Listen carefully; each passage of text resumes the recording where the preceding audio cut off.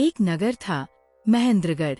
इस नगर का नाम इसके शासक महेंद्र सिंह के नाम पर रखा गया था, जिन्हें लोग सोने का सम्राट कहते थे। उनका महल स्वर्णमहल एक स्वप्नलोक सा था। इसकी दीवारें नीलम, पन्ना और माणिक्य से जड़ी थीं, और मुख्य द्वार शुद्ध सोने का बना था, जिस पर सूरज की किरणें पड़ते ही रोशनी का समंदर लहराता था। महल के प्रांगण में मोर नाचते और रेशमी पर्दों के पीछे सितारों की मधुर धुन गूंजती। महेंद्र सिंह एक शक्तिशाली और करिश्माई शासक थे। उनकी आंखों में विजय की चमक थी और उनके वाणी में ऐसी मादकता कि लोग उनके एक इशारे पर जान दे देते। लेकिन उनका हृदय धीरे धीरे घमंड की बेड़ियों में जकड़ता जा रहा था। वह अपने वैभव को अमर मानते थे। मैंने काल चक्र को अपने हाथों में जकड़ लिया है, वह अपने दरबार में गर्व से कहते। उनके चाटुकार तालियां बजाते और महेंद्र सिंह का अहंकार आकाश छूने लगता। उनकी रानी सुमित्रा सौंदर्य और बुद्धि की प्रतिमूर्ति थी, लेकिन वह भी अपने रानीपन के गर्व में डूबी थी। वह प्रजा की स्त्रियों को नीची नजर से देखती और कहती, मेरे जैसी रानी न कभी थी, न होगी। वह अपने आभूषणों और रेशमी वस्त्रों की प्रदर्शनी करती और दरबार में केवल अपनी तारीफ सुनना पसंद करती। युवराज विक्रांत, जो अपने पिता की छवि था, घमंड में उनसे भी आगे निकल गया। वह अपनी तलवार की धार और घोड़े की रफ्तार पर इतराता। वह प्रजा के युवाओं को तुच्छ समझता और कहता, महेंद्रगढ़ का सूरज मैं हूँ, बाकी सब मेरे सामने दिए हैं।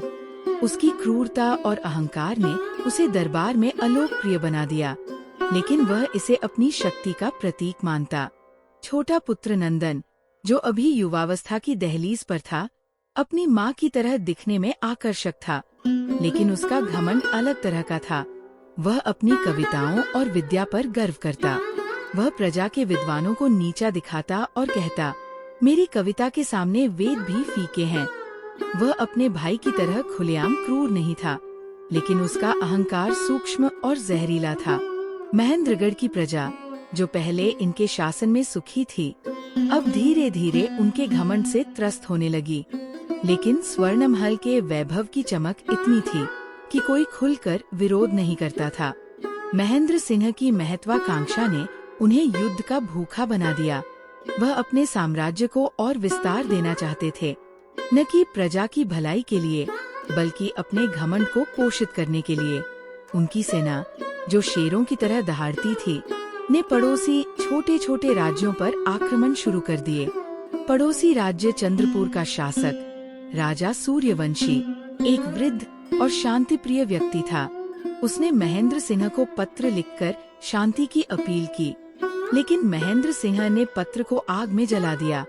चंद्रमा मेरे सूरज के सामने क्या है? उन्होंने हंसते हुए कहा। उनकी सेना ने चंद्रपुर पर हमला कर दिया। युद्ध में सूर्यवंशी हार गए। महेंद्र सिंह ने उन्हें अपने दरबार में बुलाया और एक साधारण सैनिक की तरह खड़ा रहने का आदेश दिया। जब सूर्यवंशी ने विरोध किया, तो विक्रांत ने उनकी दाढ़ी खींचकर अपमान किया। सूर्यवंशी ने आंसुओं में डूबकर कहा, काल चक्र तुम्हें ये अपमान लौटाएगा। महेंद्र, प्रजा ने ये दृश्य देखा और उनके दिलों में विद्रोह की चिंगारी सुलगने लगी। संगमगढ़ के युवा राजा वीरेंद्र एक वीर योद्धा थे। उन्होंने महेंद्र सिंह के सामने आत्मसमर्पण करने से इनकार कर दिया। युद्ध में हारने के बाद महेंद्र सिंह ने वीरेंद्र को स्वर्णमहल के द्वारपाल की तरह खड़ा कर दिया। सुमित्रा ने हंसते हुए कहा, ये वीर योद्धा अब हमारे द्वार का कुत्ता है। उन्होंने वीरेंद्र का ताज छीनकर अपने कुत्ते के गले में बांध दिया। नंदन ने इस पर एक कविता लिखी, जिसमें वीरेंद्र को टूटा तारा कहा। इस अपमान ने संगमगढ़ की प्रजा को आक्रोशित कर दिया और उन्होंने गुप्त रूप से प्रतिशोध की योजना बनानी शुरू कर दी। कावेरी नामक छोटे राज्य की रानी कमला ने महेंद्र सिंह से युद्ध के बजाय मित्रता का प्रस्ताव रखा, लेकिन सुमित्रा ने इसे कमजोरी समझा और कहा, ये रानी हमारे सामने भीख मांग रही है। महेंद्र सिंह ने कावेरी पर हमला कर दिया। रानी कमला को बंदी बनाकर स्वर्णमहल लाया गया। विक्रांत ने उन्हें दरबार में नृत्य करने का आदेश दिया। जब कमला ने इनकार किया तो नंदन ने उनकी बुद्धि का मजाक उड़ाते हुए कहा, तुम्हारी विद्या मेरी कविता का एक शब्द भी नहीं पकड़ सकती। महेंद्र सिंह ने कावेरी को लूट लिया और प्रजा को गुलाम बना लिया। कमला ने श्राप दिया, तुम्हारा स्वर्ण महल राख हो जाएगा। अमरकुंड एक छोटा छोटा सा धार्मिक राज्य था, जिसके संत दिव्यनाथ ने महेंद्र सिंह को युद्ध से पहले सजा की चेतावनी दी, लेकिन महेंद्र सिंह ने इसे मूर्खता माना। युद्ध में अमरकुंड हारा गया और दिव्यनाथ को स्वर्ण महल में लाया गया।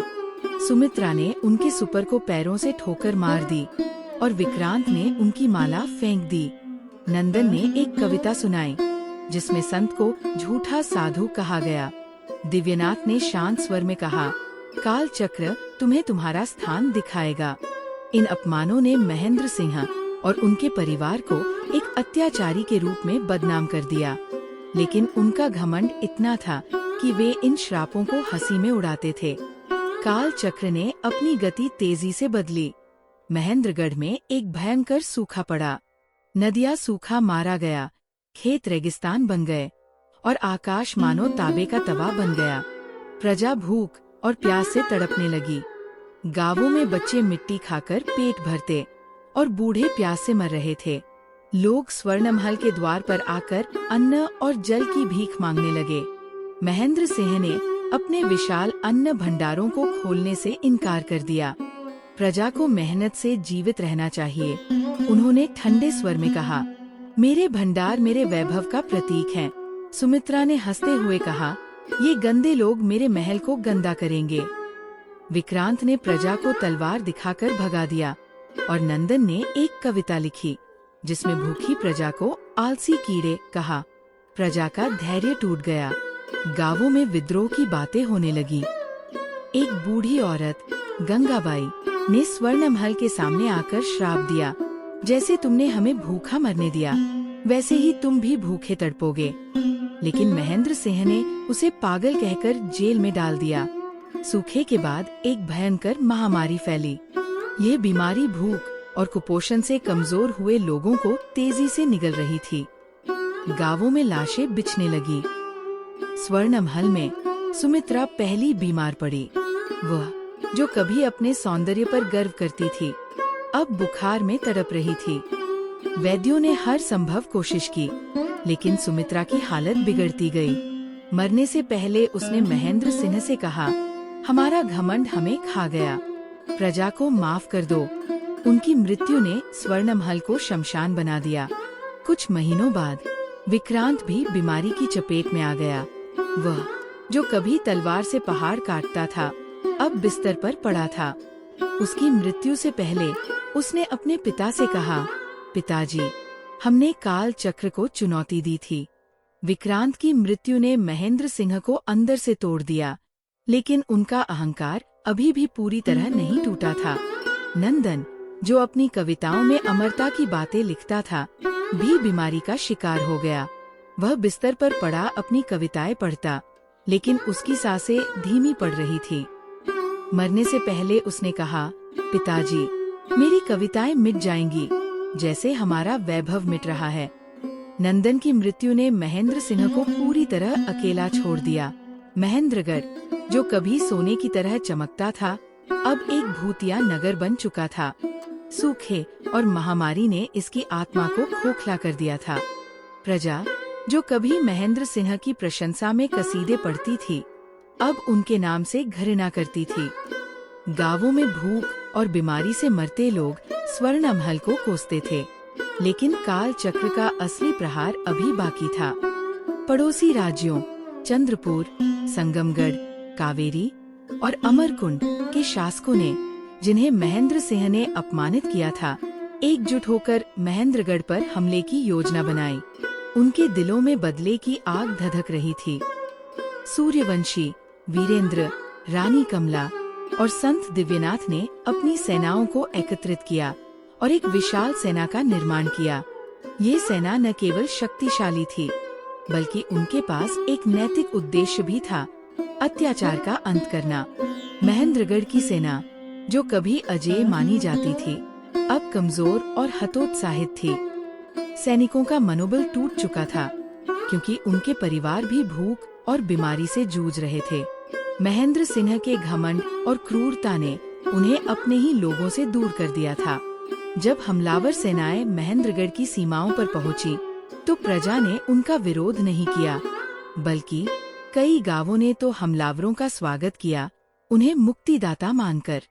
स्वर्णमहल के द्वार पर महेंद्र सिंह ने अपनी सेना को एकत्रित किया, लेकिन उनके चेहरे पर अब वो गर्व नहीं था, उसकी जगह डर और हताशा ने ले ली थी। उन्होंने अपने सैनिकों को प्रेरित करने की कोशिश की। हम महेंद्रगढ़ के वीर हैं, हम कभी नहीं हारेंगे। लेकिन उनकी आवाज में आत्मविश्वास की कमी साफ झलक रही थी। सैनिकों ने एक दूसरे की ओर देखा और उनके दिलों में संदेह घर कर गया। युद्ध शुरू हुआ। हमलावर सेनाएं चारों ओर से टूट पड़ी। चंद्रपुर की सेना ने पूर्वी द्वार पर हमला किया, संगमगढ़ ने पश्चिमी द्वार पर, कावेरी ने दक्षिणी द्वार पर और अमरकुंड ने उत्तरी द्वार पर। महेंद्रगढ़ की सेना चारों ओर से घिर गई।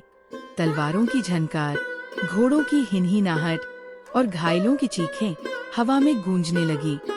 महेंद्र सिंह ने खुद युद्ध में भाग लिया, लेकिन उनकी उम्र और कमजोरी ने उन्हें धोखा दे दिया। वह एक साधारण सैनिक की तरह लड़ रहे थे, लेकिन उनके हाथ कांप रहे थे।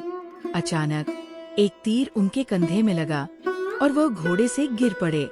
उनके सैनिकों ने उन्हें उठाने की कोशिश की, लेकिन हमलावर सेनाएं तेजी से आगे बढ़ रही थी। इसी बीच स्वर्णमहल के अंदर नौकर और दास भागने लगे। वे जानते थे कि महल अब सुरक्षित नहीं रहा। महेंद्र सिंह के विश्वास पात्र मंत्री, जो कभी उनके चाटुकार थे, अब गद्दारी पर उतर आए। उन्होंने हमलावरों के सामने आत्मसमर्पण कर दिया और स्वर्णमहल के खजाने का रास्ता दिखा दिया। वीरेंद्र, संगमगढ़ का राजा, स्वर्णमहल में प्रवेश किया। उसने देखा कि वहाँ का वैभव अब भी चमक रहा था, लेकिन उसकी आंखों में घृणा थी। ये वही महल है जहाँ मुझे अपमानित किया गया था, उसने कहा। अब ये मेरा है।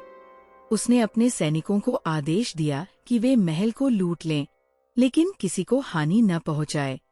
महेंद्र सिंह, जो घायल होकर जमीन पर पड़े थे, को हमलावर सैनिकों ने घेर लिया। सूर्यवंशी, चंद्रपुर का वृद्ध राजा, उनके पास आया। उसने महेंद्र सिंह को देखा और कहा, क्या तुम्हें याद है महेंद्र, जब तुमने मुझे अपने दरबार में अपमानित किया था? आज काल चक्र ने हमें यहाँ ला दिया है। महेंद्र सिंह ने सूर्यवंशी की आंखों में देखा और उनके चेहरे पर शर्मिंदगी छा गई।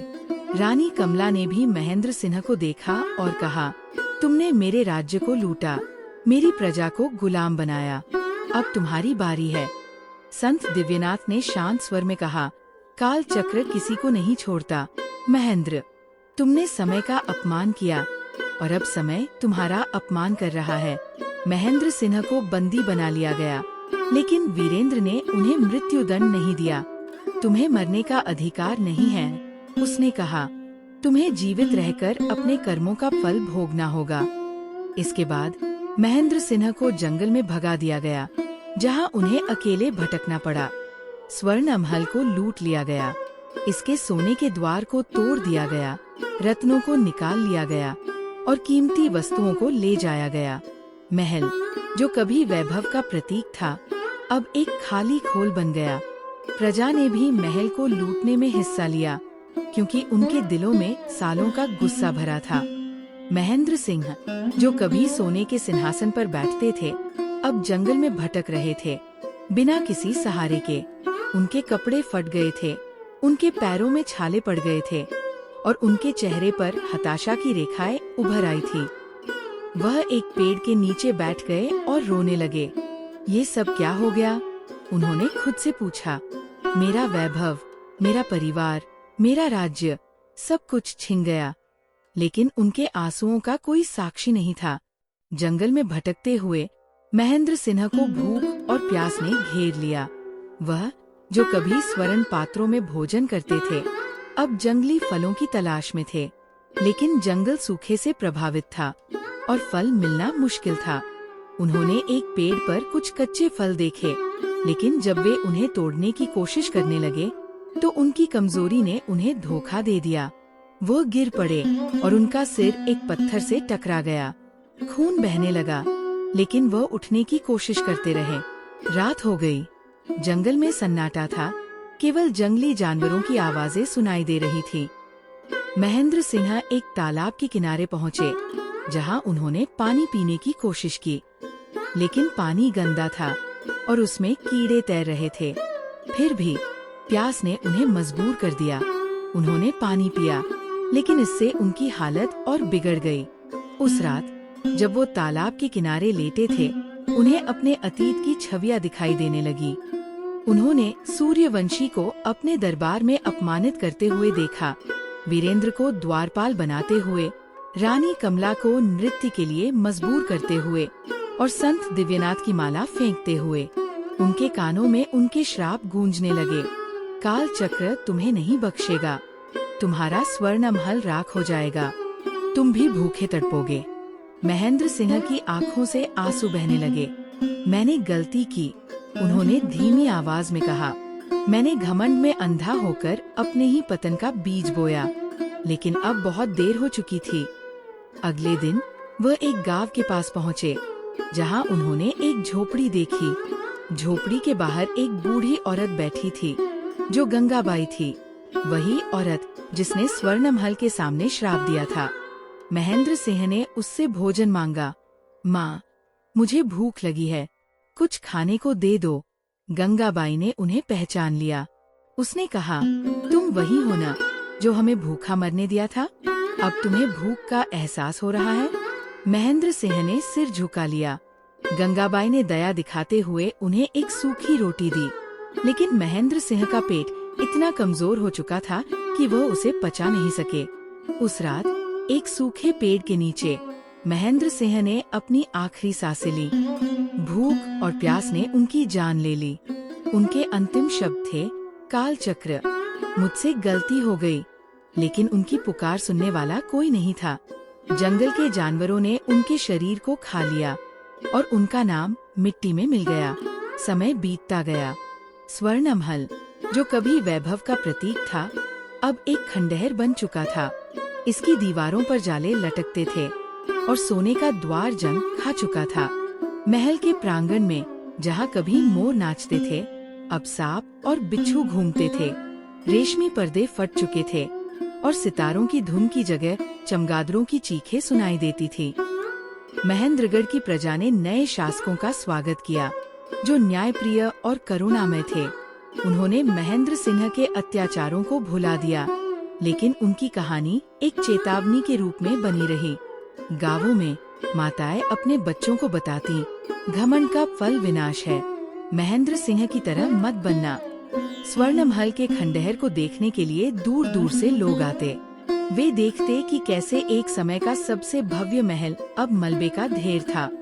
एक बूढ़ा व्यक्ति, जो कभी महेंद्र सिंह का दरबारी था, खंडहर के पास बैठकर कहता, यहाँ कभी सोने का सिंहासन था, लेकिन अब यहाँ केवल अंधेरा है। काल चक्र ने अपना न्याय कर दिया। महेंद्र सिंह और उनके परिवार का नाम केवल एक चेतावनी बनकर रह गया।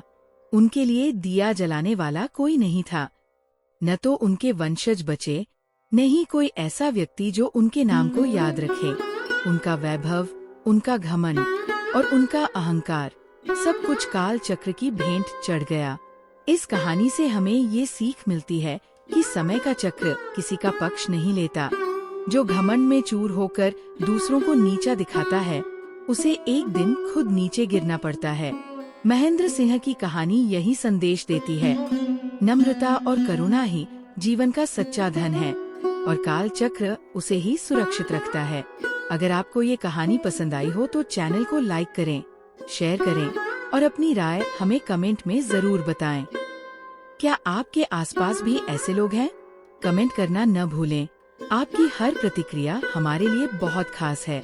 जुड़े रहिए ऐसी ही दिल को छू लेने वाली कहानियों के लिए।